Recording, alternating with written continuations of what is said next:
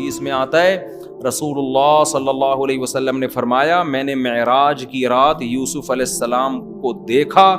پوری کائنات میں انسانوں کو اللہ نے جتنا حسن بانٹا ہے اکیلا آدھا یوسف علیہ السلام کو دیا ہے. یعنی آپ تصور کر لو نا, کوئی دنیا میں حسین سے حسین دیکھو, اس کو کروڑوں سے ضرب دے دو آپ. ہر پیغمبر کا ایک معجزہ ہوتا ہے نا.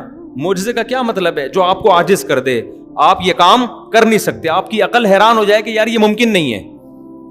تو موسیٰ علیہ السلام لاٹھی کو سانپ بناتے, عیسیٰ علیہ السلام مردے کو کہتے زندہ ہو جا, زندہ ہو جاتا, تو عقل حیران ہوتی ہے نا یار یہ کیسے ہو رہا ہے. تو یوسف علیہ السلام کا معجزہ کیا تھا؟ ان کا حسن. اتنے حسین کے دیکھ کے انسان یہ کہہ سکتے تھے کہ یہ جھوٹے پیغمبر نہیں ہو سکتے, ان کو الگ سے گاڈ گفٹڈ ہے, یہ اتنا حسین ان کو بنایا کسی وجہ سے. اب ظاہر ہے اتنے حسین, تو ان جو بادشاہ کی بیوی کی نیت خراب ہوئی, اس نے دروازہ بند کر کے تالے لگائے اور یوسف علیہ السلام کو برائی کی دعوت دی. ابھی یوسف علیہ السلام نے جوانی کی دہلیز پہ قدم رکھا ہے. اس وقت انسان کے جذبات اپنے عروج پر ہوتے ہیں, اور پھر ایک مسافر بھی ہو اسے پتا ہے کہ یہاں میرے لیے شادی کرنا اتنا آسان نہیں ہے. پھر بادشاہوں کی بیویاں اکثر حسین ترین عورتیں ہوا کرتی ہیں. بادشاہ لوگ تھوڑی بدصورت عورت سے نکاح کرتے ہیں, تو وہ بھی جوان اور بے انتہا حسین, اور کوئی بدنامی کا خطرہ نہیں ہے, بلکہ اس کی پیشکش کو مسترد کرنے میں بدنامی کا خطرہ ہے. آپ سوچو اس سے بڑی کسی نوجوان کے لیے آزمائش ہو سکتی ہے؟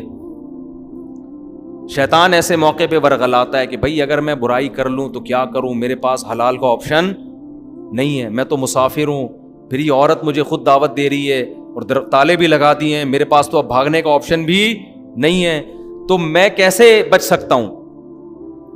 تو ایسے موقع پہ نا شیطان کیا سکھائے گا؟ تعویلات. تو قرآن کیا کہہ رہا ہے؟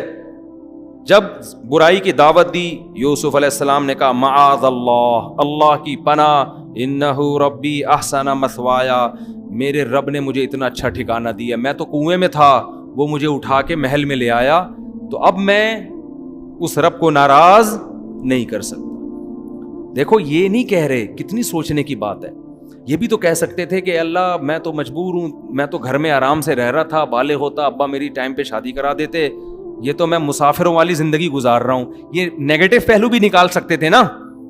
لیکن کیا کہہ رہے ہیں؟ نہیں بھائی ہم تو کنویں میں تھے, ہم تو مر جاتے وہاں پہ, یا بازاروں میں فروخت ہو کے کہیں کسی جھونپڑے میں بھی جا سکتے تھے, لیکن ہمارے رب نے احسان کیا کہ مجھے نکال کے کہاں لے آیا؟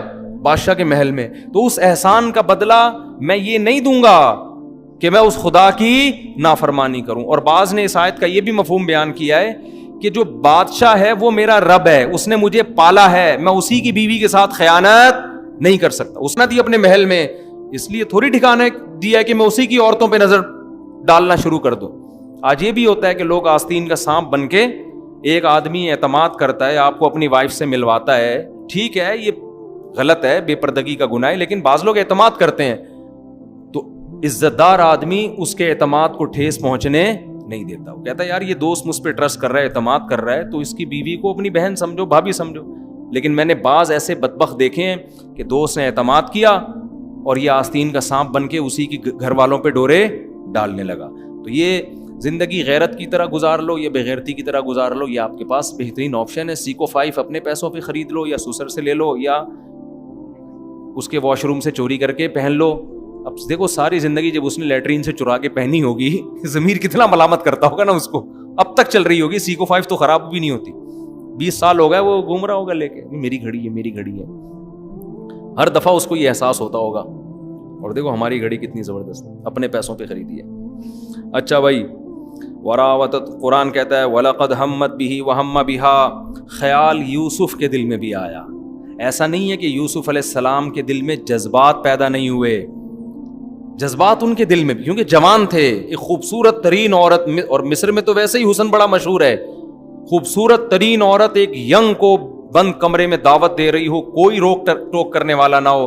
قرآن کہہ رہے ہیں ان کے دل میں بھی جذبات پیدا ہوئے, لیکن اللہ فرماتے ہم نے ان کو برائی سے بچا لیا کیونکہ ہمارے نیک بندے تھے. ارادہ کیا انہوں نے بچنے کا, اللہ نے بچا لیا. اس سے پتہ چلتا ہے کہ برائی کا خیال دل میں آنا یہ برا نہیں ہے, یہ آپ کے اختیار سے باہر ہے. بعض دفعہ لوگ کہتے ہیں یار اب کوئی ہم عورتیں گزرتی ہیں, نوجوان کہہ رہے ہیں میرا بڑا دیکھنے کا دل کر رہا ہوتا ہے, تو یہ دیکھنے کا دل کرنا تو آپ کے آدمی ہونے کی علامت. جن کا دل ہی نہیں کرتا ان کو ہماری شادیوں کے بیانات بالکل فضول لگتے ہیں, کہتے ہیں پتہ نہیں کس قسم کی باتیں کر رہے ہیں مولوی صاحب بیٹھ کے. یہ تو انہی لوگوں کے لیے جن کا دل کرتا ہے. تو یہ جوان ہونے کی علامت ہے, صحت مند ہونے کی علامت ہے. دل 100 بار کرے لیکن نظر وہاں اٹھے گی جہاں اللہ اجازت دے گا, یہ کامل آدمی ہونے کی علامت. دل ہی کرنا بند کر دے تو یہ میڈیکلی فالٹ ہونے کی علامت ہے. تو یوسف علیہ السلام کے دل میں بھی, اور پیغمبر تو زیادہ طاقتور ہوتے ہیں, بھرپور جذبات تھے, مگر قرآن کہہ رہا ہے, انہوں نے فرمایا معاذ اللہ, اللہ کی پناہ. حدیث میں آتا ہے جس نوجوان کو خوبصورت حسین عورت زنا کی دعوت دے اور وہ یہ کہہ دے مجھے اللہ کا خوف ہے, اللہ قیامت کے دن کروڑوں اربوں انسانوں میں سے اس کو لائے گا اور اپنے عرش کے سائے میں پروٹوکول دے گا, اس کو جگہ دے گا. یہ بہت بڑی نیکی ہے کہ آپ کو کوئی عورت خود گناہ کی دعوت دے اور آپ اس گناہ سے بچ جائیں. آج کل تو فیشن بن گیا ہے زنا کرنا.